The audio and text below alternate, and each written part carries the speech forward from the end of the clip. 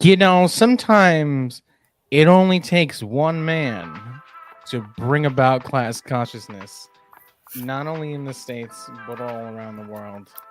Hello, everyone. Welcome back to this ridiculous show that we keep doing. Hi, Wumbo. Hi, Nico. Hi, Lumpy. What's going on, everybody? Not much. Vibing. Now that was a better vibing than before. Yeah, before the show, Wumbo, we asked Wumbo how they were doing, and we're like, Wumbo, what's up? And he's like, I'm vibing. Like you're fucking, like a dehydrated SpongeBob. But you know, I guess now that we're doing showbiz, but it's nice that you're on camera. That's cool. Yeah. Am I coming through okay? Mm-hmm. You sound good. Yeah. All right, good, very good. So, of course, when I said the one man who can bring about class consciousness, I'm not talking about me, of course not, or any of us here. I'm talking about the Supreme Chad. Let me see if I could get their picture up here real quick. Wumbo, why don't you fill us in with what happened the last couple days? So, the CEO of United Healthcare, I believe, was walking from his hotel in New York City and was clapped by our hero. Yeah, and he kind of just disappeared. Now, does our hero have a name or? I don't know. To be honest, proletariat hero. Exactly. Here we go. That's the Chad that I'm talking about.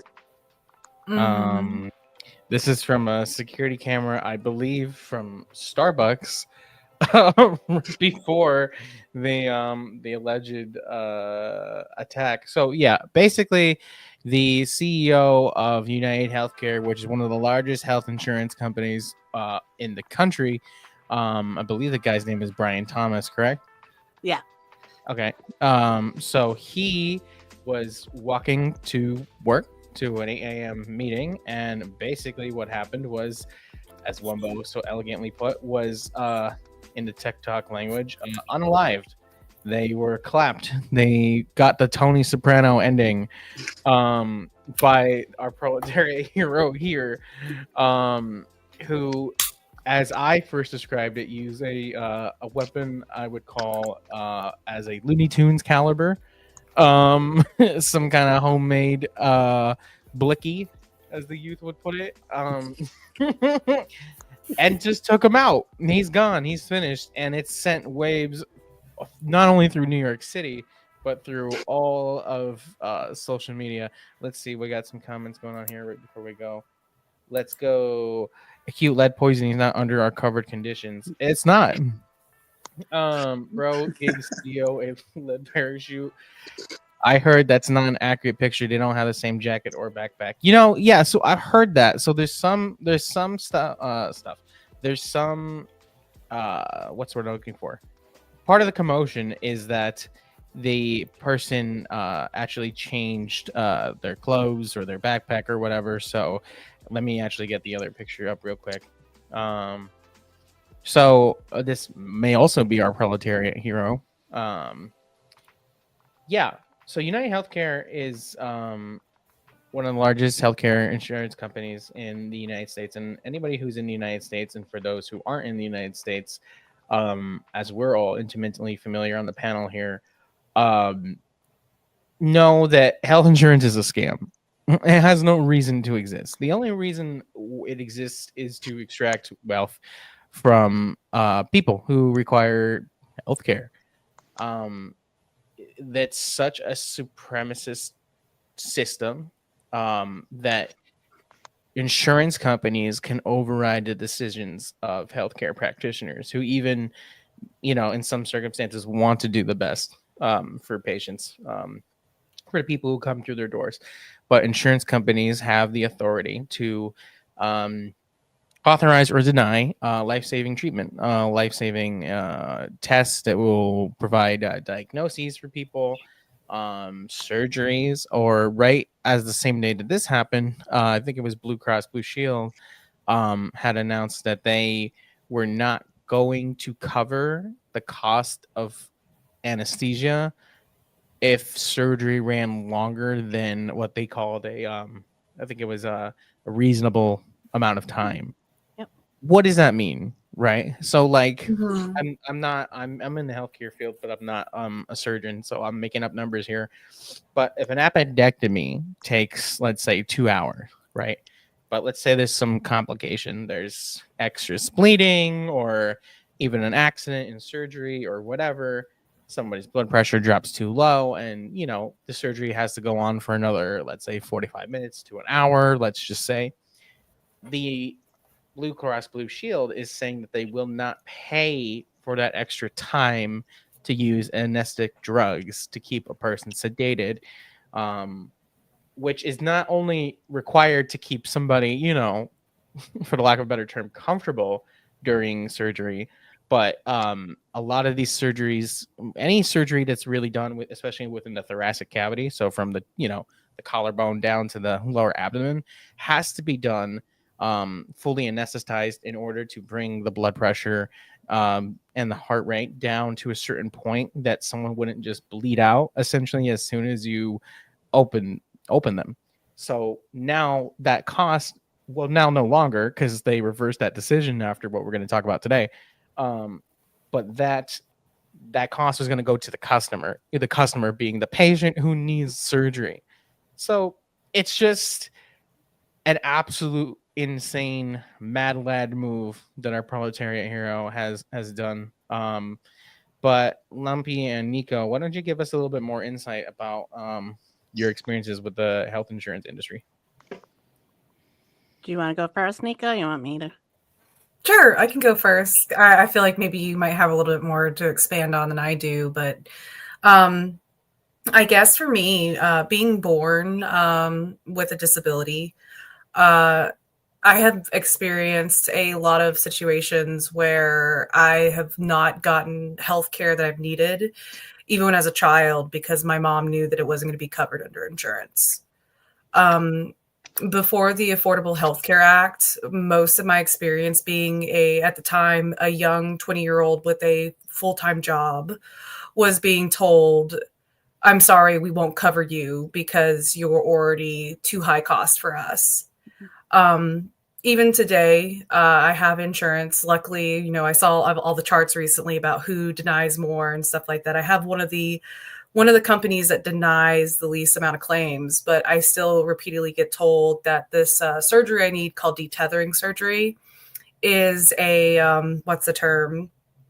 Basically, it's not necessary. It's an optional surgery, even though as I maintain a tether, my impairments continue to grow to the point that I'm going to lose potentially my ability to walk. But that's still, it's an optional. It's not necessary because I can still, function and work without that surgery. So pretty much been told it's got to be like $50,000 out of pocket or I just got a deal. Yeah, so that's you touched on a really good point there. Like when insurance companies are talking about somebody being at a functional level, what they're describing is the functional level to work, to produce, to do labor. And again, in this society that we live in, a capitalist society, we're not doing labor for ourselves, we're doing labor for the capitalists, producing things and profits for the capitalists. And our wealth is being and our labor is being stolen by said capitalists to feed the machine. It's all part of the same machinations that oppress people all over the world.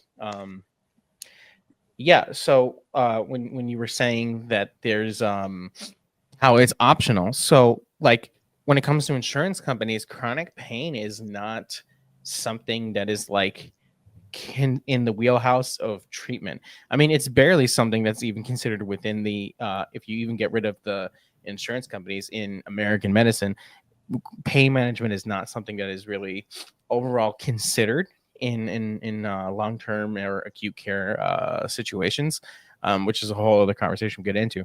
But yeah, like this surgery you're describing is essentially optional, because even if you are in debilitating pain, well, if you can, just get your ass to work, which you're going to do it anyway because you have to eat, then it's fine. That doesn't matter. They don't have to take the time in order to improve your quality of life. Mm-hmm. It's not- really. Go ahead. Just want to mention that, with it being tied to work too, you're in so much pain. If you have to like stop working, you lose your insurance, and then it takes, either you're paying in, you have to pay straight out of your pocket, but you might not be able to get insurance for like months, years, even, between me going disabled, I was 2.5 years, because Mass Health kept throwing me off. Anytime I had an appointment, they just threw me off. And then I'd show up and they're like, "Oh, we want $300 for this appointment." And I'd be like, "I'm not paying that." Yeah, it's pretty sickening. I knew somebody who they had a fever because they had a UTI. They went to the ER, and I think they had like not the most expensive bill you would hear in these kind of stories, but still not a small amount of money, about $1,600. And I think they were like 17, and they were like, I don't know what to do. like this is an insane amount of money, and they just never paid it. Because what else? What are you left with? I mean, most Americans don't even have $1,000 in the bank at any given point. So, a $1,600 bill is just, it's just ludicrous. Yeah. Well, you have any experience with the healthcare with the insurance system, especially given your background? I don't know if you want me to say it yet. I did work with Aflac for like a year, and a lot of the people I sat down with that wanted cancer like coverage. Some of them couldn't get it because it was pre-existing, and like it was in like a pretty high stage to the point where they didn't, really have enough time left anyway. So like that's one of the reasons why I also kind of got out of it. That, and like I remember I went to this like what is it, a mechanic shop. I sat down with a guy, and his previous representative, I guess like transferred to like another state or whatever, or like another district. But like he had been hitting him up like constantly asking for like cancer coverage, and he never like responded to him. But then like a week later, he got diagnosed with cancer, and so at that point, he wouldn't even be able to get it anyway because it was pre-existing. So it's yeah. So industry. that's another thing for those who aren't in the know, especially those not in the States. So insurance companies cannot give you coverage if you have what's called a pre-existing condition. So like if I okay, so let's say I develop a melanoma, right, skin cancer, and I get it treated, we're Gucci, we're fine, right? I go into remission. A couple years go by, I get a resurgence, the cancer's back, but at the same time I just happen to like switch jobs.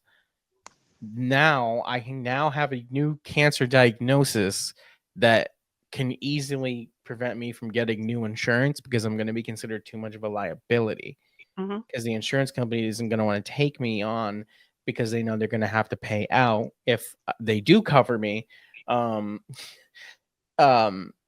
So it's a nothing bird situation. Like there's no way that you can win. I made a comment just a couple minutes ago about people having less than $1,000, and I'm seeing here in the comments now.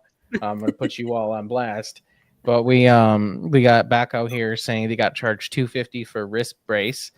Insurance covered $15. Hey man, listen, $15 is a lot of money. If we're taking a poll, I don't have 1,000. I probably have $180 until next paycheck. Yep. Me too. That's you, Nico. Black Might. I'm also extremely broke. Don't even have $50. If I go to the doctor visit itself is just $50. Yep. So that my PCP can prescribe ibuprofen. Mhm. Capitalism is a pre-existing condition. Hello, Emily. And I agree. You know what, Emily? I should have just asked you to come up because this would have been a Yeah. good nurse to nurse conversation. If you want to come up, hey, listen, I'll send you the link. Just let me know. But but yeah, so it's horrendous. So like what I've seen, interestingly enough, I don't work for this company, but I've seen hospital systems where they kind of hide people who don't have insurance, especially immigrants, and they put them into places where the authorities won't really find them, and they kind of like foot the bill pro bono. But this isn't, don't get me wrong, this isn't like a pro immigrant or like pro like or corporation stance.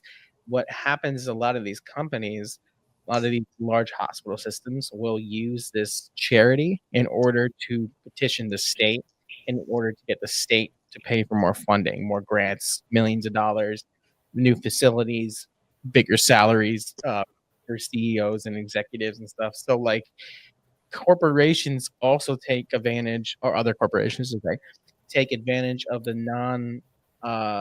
with the broken healthcare system of the United States, and also take advantage of the fact that some people don't have insurance or even speak the language and use them as political pawns. So it's this whole amalgamation of just fuckery that happens in order to take advantage of people. But yeah, what were you gonna say, Lumpy? I don't know. Do you guys want to hear about me? Yeah, go for it. Go for it. Oh, well, I want to add two things to real life thing of what Wamo and you were talking about. I was denied Affleck back when I was working at a company as a second insurance because of asthma. So I was denied having extra coverage, but my sister was diabetic and she was a PT, and the shop she worked for, she worked under one guy, and they ended up having to to get her insurance, everyone had to pay extra. So like he tried to cover as much as he could, and then like everyone had like a more expensive insurance, and she felt horrible about it, but everyone, I mean, it was a small, it's a PT place, so they all agreed to do it so that she could be covered. And then yeah, I mean, it all that just happens. So I live in Massachusetts. So I would have had what we have now, basically, more or less. It was Romney Care, starting in 2006. I don't know, 2003. I don't know, somewhere around there. I can't even remember now. But for the longest time,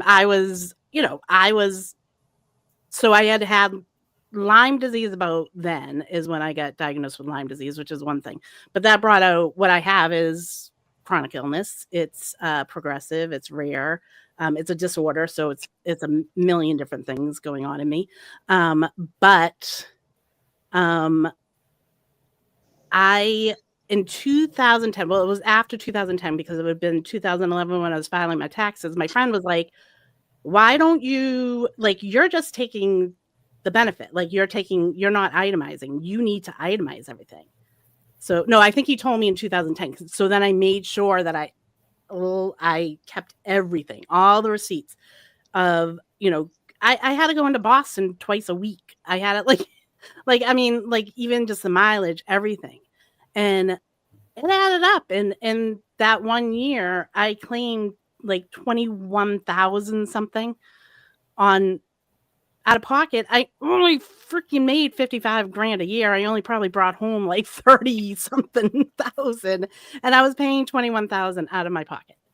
Right. And then the next year came, and that was even more. That was close to 30,000. The next year, this was all diagnosis stuff, and I had the best insurance through my corporation. I had to open my 401ks. I lost everything. You know, I call myself a victim of the private healthcare industry insurance, because they took everything from me. I wish I didn't pay the bills, because when I went disabled, then I could have just not paid them. But Right. like it was, I mean, in 3 years I paid out $75,000 out of pocket. Like Jeez. it's just, it's nuts to think of. And you know, like, this is all on top of you're worrying about money in this while you're sick. You know, I mean, Nico knows, like, stress is like the worst thing when you're chronically ill. Like, it's the worst yeah. thing.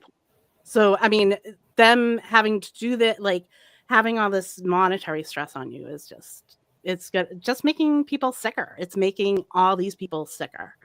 And, you know, just pulling, I couldn't find new numbers, but I did see, you know, KFF, whatever they are, but they did put out a couple of new numbers on. So it's like, it's still about, they're still claiming about 45 to 68,000 people die a year, because of not having health insurance and not having treatable stuff, you know.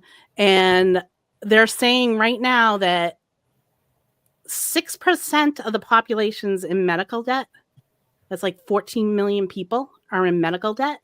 And 1% of the population has a medical debt of over $10,000. And so the last number I knew when I say that I went bankrupt, but of course I didn't go bankrupt, but I had no money to like go to the courts and say I'm bankrupt. But like, I lost everything. And that is about, it's about probably almost 500,000 people a year lose everything to medical debt in the United States. So just wanted to bring up, you know, I love how too, like, oh, you're reading like some of these articles. The cops have no, you know, haven't thought of a motive yet. Well, right, because the police are not going to want to admit, you know, that the guy got clapped for the reason why he got clapped. But I'm gonna pull up the article here real quick. I just gotta make sure I do this correctly. Give me 2 seconds. Boom, While you're doing that, I'll do so 32% was the denial rate for UHC. UHC was using an AI model for their denials, which was a 90% error rate in that denials. And the last Facebook post of Brian Thompson was talking about lowering prescription rates, which, you know what? You're an insurance company. You're worried about the prescription prices because that's coming out of your pocket. You're not doing it for any of your patients. So I don't know why you're getting all happy with that. Right. So we have here manhunt underway for United Healthcare CEO Pew Pewer as police track down evidence. I'm gonna go back up, but let's read from here. New details are emerging in the case of United Healthcare CEO Brian Thompson's death as a manhunt for the person of interest involved in a fatal pewing is on the third day. Authorities do not yet have a name for the suspect at the time, according to NYPD Chief of Detectives Joseph Kenny. Also, shout out New York City for just nobody seeing nothing. And I guess, hold up, let me back up, because let me paint the picture a little bit for people who don't know.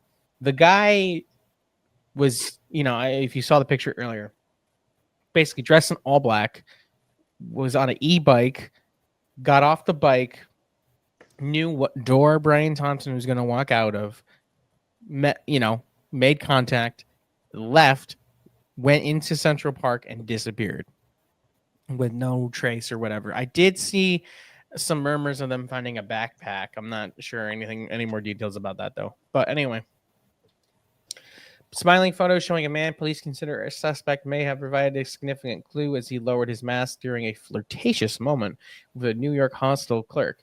CNN's chief law enforcement analyst reported Thursday investigators have also found a backpack in Central Park that they believe belonged to the suspect. Here's what we know so far. Ongoing manhunt. Investigators have a reason to believe the person of interest in Thompson's killing has left New York City, according to Police Commissioner Jessica Tisch. The suspect gunman traveled by Greyhound bus to New York before the shooting. A source said authorities also said the suspect used a fake New Jersey license to check into an Upper West Side hostel. The hostel has since posted a notice to other guests stating that it is cooperating with the police. The Atlanta Police Department confirmed Friday that it is working with NYPD as part of the investigation. The FBI is also assisting New York law enforcement, a bureau spokesperson told CNN. The money shot. Officials had to sift through a substantial amount of video surveillance footage to obtain images of the suspected gunman. Pictures Tisch called the money shot during a Friday interview with CNN Scheinman. I'm not even going to try to say that name. She said police released the photos because they want a wider audience to see the picture outside of New York City. The image has been sent to every member of the NYPD, a law enforcement official told CNN. DNA evidence. Detectives have recovered possible DNA evidence from items found at the scene and have now turned it over for lab testing. They basically don't have anything. And Nico pointed out to me that basically the Daily Mail has been posting, you can see it right now on TikTok. If you go on the Daily Mail's TikTok, they're like posting like videos of like police just like staring at the ground with the Law and Order music playing in the background. Like it's stupid. I'll try to find it real quick. Authorities are investigating whether a specialized weapon was used in the United Healthcare shooting.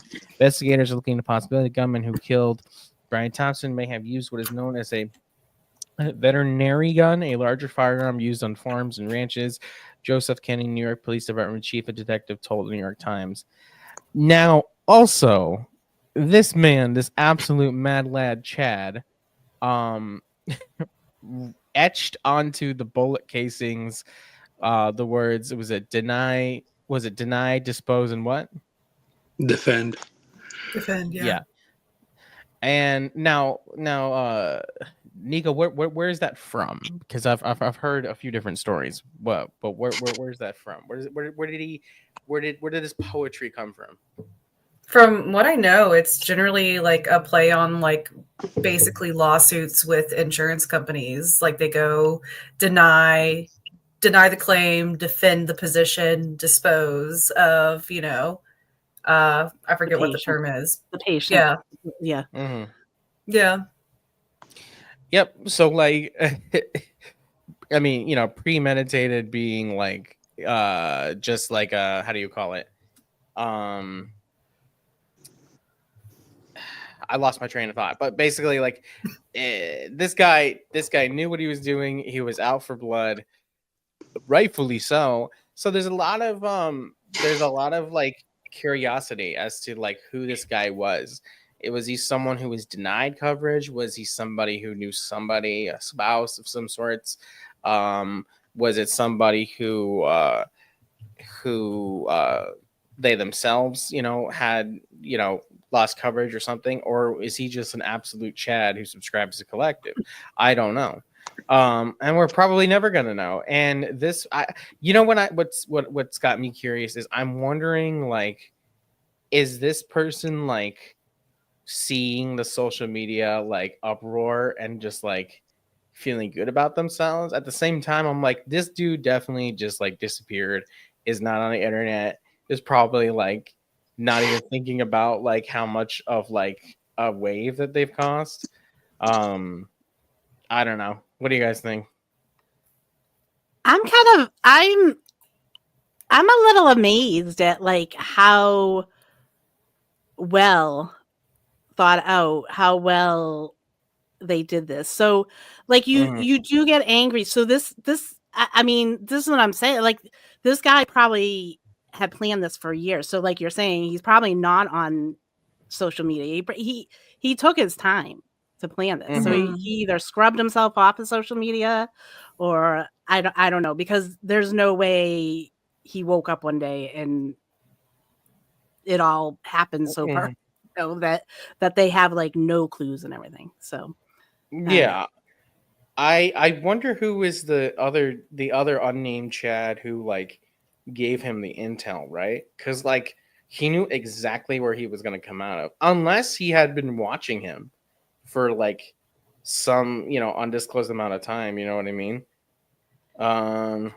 It was a big investor meeting, so he if he could have known, like, they probably use, I'm sure United Healthcare uses a certain hotel in the area, like, all the time, because I traveled for corporations before, and it was always you use certain hotels because they'd get their deals there.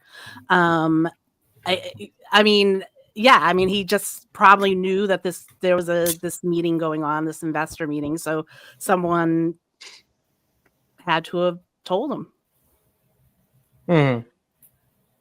Yeah, I mean, there's no way. There's no way it was just a one guy gig, as much as we were trying to great man this guy, for the meme. But let's talk about the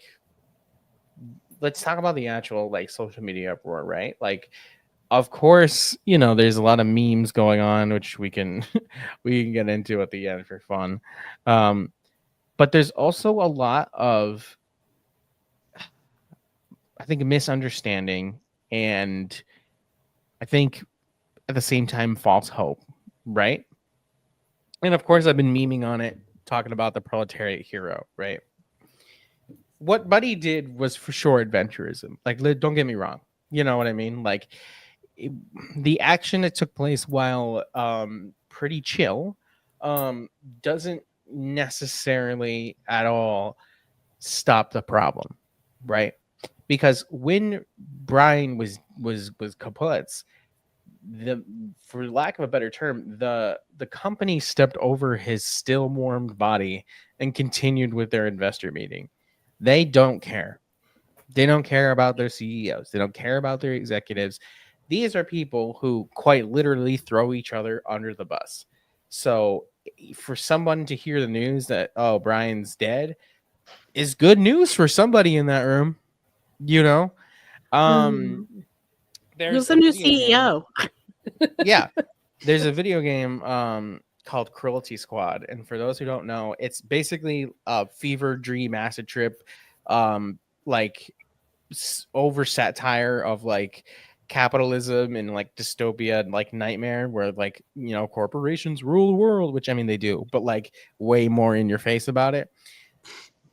That subreddit, their top post is the actual news article of the CEO being killed, because in that game stuff like that happens left and right. CEOs, executives like are like sending goon squads out to kill each other, like, which is gonna happen more. But the point I'm making here is like, this is just a byproduct of the contradictions of capitalism, of people being pushed to the brink. However, the actions that took place don't necessarily, or I wouldn't even say necessarily, they don't constitute particularly revolutionary action, because while it may be really inspiring for some people, it may also be inspiring in the incorrect ways.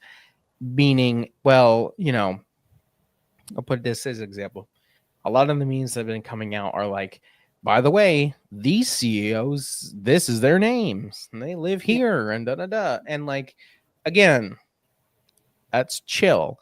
However, those people will be replaced, and those replacements will be replaced. And as long as the capitalism still exists, as long as the machinations of oppression exist in order to perpetuate imperialism around the world, in order to resource extract, you are not going to stop it. What stops it is revolutionary organizing and action, and collective action. Let's put it that way. It cannot just be a one-man show or operation. You have to not only commit action, but seize the means. Because if you don't seize the means, they'll just replace them. They'll just keep replacing them. Yeah. I want to mention that their stocks went up. So like, the United Healthcare stock went up. So I mean, it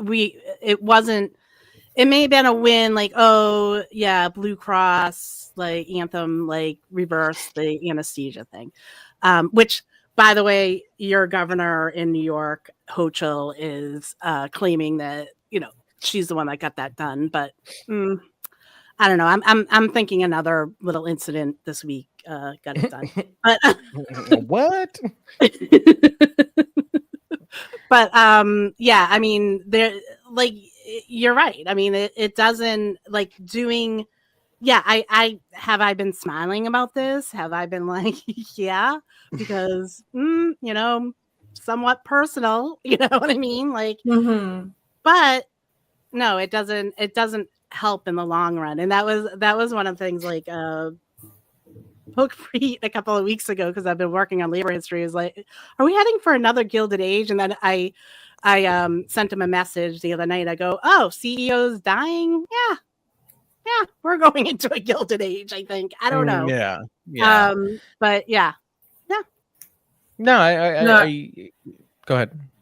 No, I was gonna say I saw a really great point about how quickly all these health insurance companies are changing their policies and like how they operate, but also like how if enough like of these healthcare like lobbyists and CEOs get harmed, how the actual passage of like gun legislation could go through. Because it's the people the government actually care about. It's the people who line their pockets. I mean, it goes back to, like, gun control got really popular at first when the Black Panthers were open carrying, in California. And when they were threatening to, get into shootouts and did, with police, that were like, okay, we can't just let people have, whatever guns that they want. Yeah, exactly. Especially in a place like New York City that already has stringent, and I would quite frankly say abhorrent gun laws, where it's almost virtually impossible to have a gun on your person in New York City. Which, like, I know a lot of people, they're responsibly like, well, just do it anyway. But, this is YouTube and I have to advocate for illegal things. It still is infringement on the rights of the workers, yeah, so 100%, it can make it a lot more difficult for people who would need access to those things in order to prepare for collective action. You can't really train with Nerf guns. Just saying. Yeah, so on the other hand, though, like, kind of just like touching on sort of the right wing, like, people are saying, like, I didn't watch the full video, but I was scrolling and I saw this video where this one person was saying, like, we're so close to class consciousness. And I'm like, no, we're absolutely not so close to class consciousness. I get that it's exciting to see what, people on the left and the right, being excited that this goober got clapped. However, let's review what happens when capitalism is falling apart. You get people on the left and the right, workers, who are both responding to the worsening conditions, who both have an intrinsic understanding of the exploitation and the oppression they're going through. The difference is, who are they blaming? One side, our side, has the correct analysis that it is the capitalists, it is the white supremacists, it is imperialism. Then you have the opposite side, which leads into fascism, who believe, it's this religious minority, or it's this racial group, or it's the Rothschilds, or it's the Illuminati, or something obscene like that, or it's just the CEOs. So when you're seeing these, right wingers, or, let's say center right people reacting this way, it's important that you understand that if somebody is kind of like on the political fence, or isn't really political, but they are, like, enjoying the drama, you as a communist, it's important that you engage with that person and be like, yeah, but it goes deeper than just the CEO. It's capitalism, it's white supremacy, it's imperialism, as opposed to just, kind of letting them follow that thought to its own conclusion on their own, because you start to get into really dangerous territory where it's like, well, who owns all these companies? Oh, it's Jewish people, it's this group of people, it's these group of people, it's this big conspiracy. Well, it's not a conspiracy, it's just capitalism. Mhm. So we want to be careful and try to mitigate those reactionary tendencies that I'm seeing online, where people are just it's dangerous. It's a dangerous situation. I also want to touch on, unfortunately, I have a new top video on on TikTok. The stupidest video I probably ever made, where there's a guy on TikTok, influencer Pearlmania, who was exposed for the other TikTok influencers, like Under the Desk News and whatever, who get paid, from the Democrats to push Democrat propaganda, right? So this guy, he made a video. His whole thing is he yells at the camera, and he was yelling about how, like, this guy, Brian Thompson got killed, yeah, and it's like, hold up though, because you are somebody who gets or was getting paid to spin a narrative that benefits the capitalist class.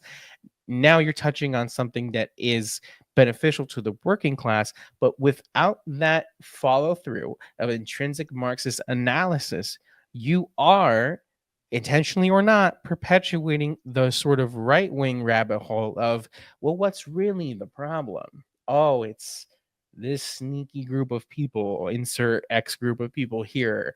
It's not capitalism, it's crony capitalism. But I think I've been yapping for a bit. What do you think, Wumbo? No, I mean, I agree. Especially like people on the right aren't necessarily, they're going to blame crony capitalism before they actually blame capitalism as a system.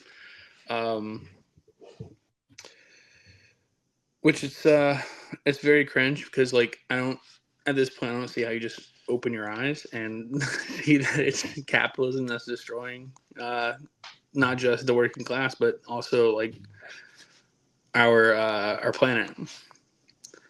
Mm-hmm. Yeah, for sure.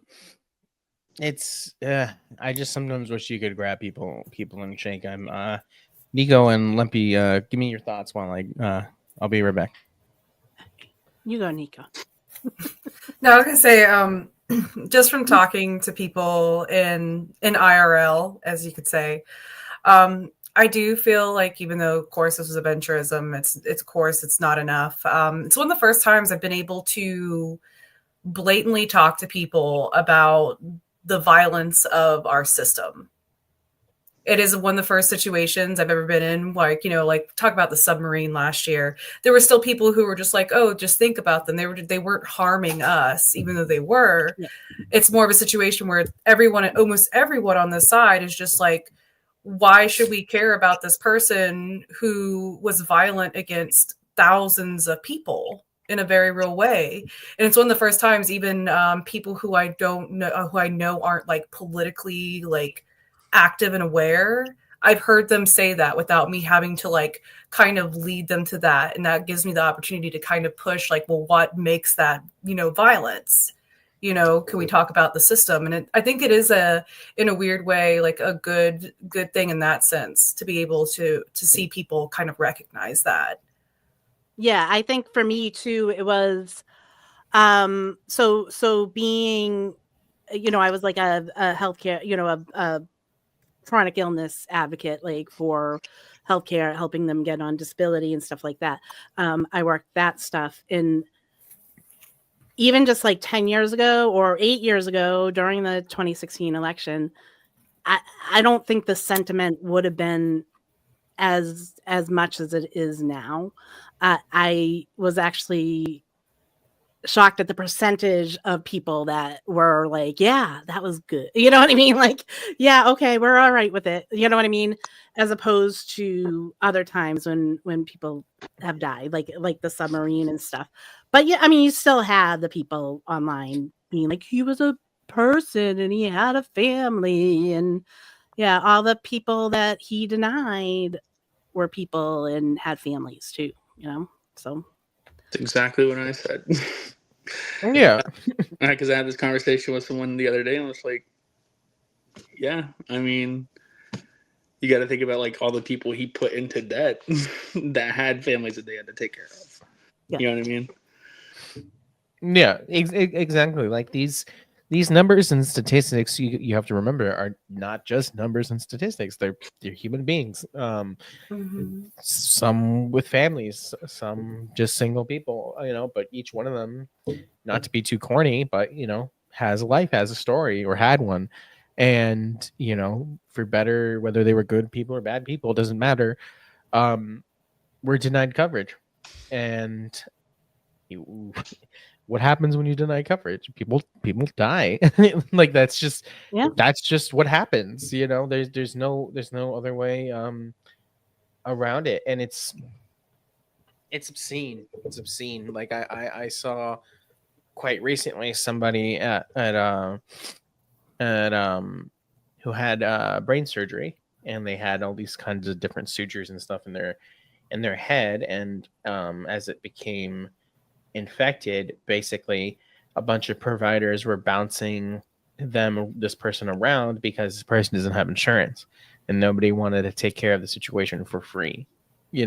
So it also, besides just the corporations being, the health insurance corporations, being trash, it also kind of comes down to the individual person, like Brian Thompson, or like certain medical providers, doctors who are like, well, I don't know, I don't really want to do this for free, take up my Saturday. Like, I could just, go play golf, like like it's disgusting. I think healthcare is one of the best ways and avenues to have conversations with people, to try to get them to sort of see, the, like Nico was saying, the violence of the system. I mean, going back to the days of the 2014, like why did Bernie Sanders get stomped out by the DNC? Because Bernie Sanders was, I don't know if they still are, was a proponent of universal health care. And that by itself is such a money grab for the military industrial complex, for the capitalist industrial complex. You just can't do that. It also adversely affects the military recruitment, because a lot of people join the military to get some kind of benefits. So if you remove that from people's from the rat race, recruitment will already be so much lower than it already is now. Yeah. Let's look at some comments here real quick. Pearl doesn't give a fuck about the proletariat. He just wants his neoliberal back. Correct. People need to realize liberal grifters are real too. Correct. Not Anthem overturning your decision based and casually trying to pretend it's not because of United. Yeah. I worked as a housing manager during 2020, and we had dozens of clients who were on United who had denied coverage, which resulted in vulnerability to COVID. Dozens died. Yep. I think he even bragged about it too. I was also a caseworker, assisting families, coaching them, and navigating resources for their loved ones with dementia. Straight up had all insurance companies denying palliative hospice care. Oh yeah. 100%. It's just it's disgusting. But we're getting close to an hour here. Ladies and germs and days and dems. What do you think's gonna happen? You think it's gonna be copycats? You think, like Lumpy was saying, like, is this just the soft launch to the Gilded Age of things getting worse? What do you think?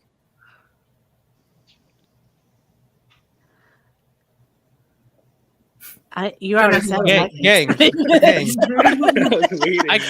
I can't take a sip for that long, and you guys are just like. No, I mean, I think that we're going to see.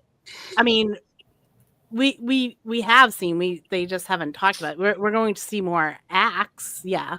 I think people are getting more desperate in the United States. I mean, I can tell you over the years, even like 20 years ago, like you could almost not have insurance and be able to afford some stuff. You know what I mean? Like if you were just a pretty healthy person, and now it's like, I mean, even for you to go to the doctor, like $60 to go see your regular doctor is a lot of money.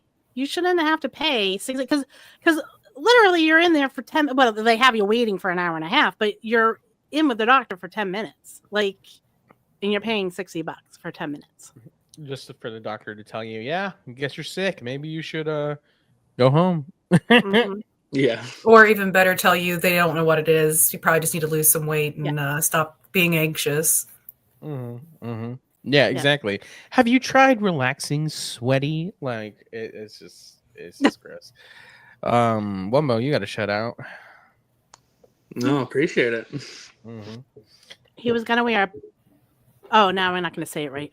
Baklava. Baklava. Baklava, Baklava. Well, I think we kind of did the thing. Yeah. But gang, yeah. So I guess kind of to round it out, things will get worse as they always are. We'll be here yapping, yapping. Oh, keep yapping. Just yapping. We can't even hear you, Ivan. That's Yeah, okay. That's okay. I'm just gonna keep yapping. Just yap. Keep yapping. That's fine. I'll just keep yapping. Goodbye, gang. That's basically what I was trying to say. Bye. Bye. Night, everyone. See ya. Bye.